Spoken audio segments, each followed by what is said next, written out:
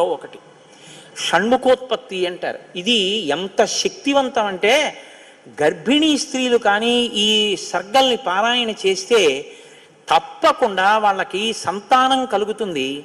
సంతానం ఉత్తమమైన సంతానం కలుగుతుంది. ఎటువంటి సమస్యలు లేకుండా వాళ్ళకి ప్రసవం అవుతుంది. అంత శక్తి ఇందులోనే ఉంది. ఇందులోనే వాల్మీకి మహర్షి కుమార సంభవం అన్న మాట వాడారు.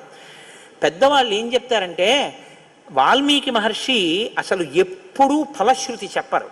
ఈ సర్గ చదివితే ఇది వస్తుందని చెప్పరు. అట్లాంటి వాల్మీకి మహర్షి గంగావతరణానికి షణ్ముఖోత్పత్తికి ఫలశ్రుతి చెప్పారు. అత్యంత శక్తివంతమైన ఘట్టాలలో షణ్ముఖోత్పత్తి ఒకటి. ఇది విన్నవాళ్ళు సుబ్రహ్మణ్య లోకాన్నే పొందుతారు అంటారు. అంత శక్తివంతం. ఇందులో కుమార సంభవం అన్న మాట వాల్మీకి మహర్షి వాడారు. దీన్నే కాళిదాస్ గారు తీసుకున్నారు.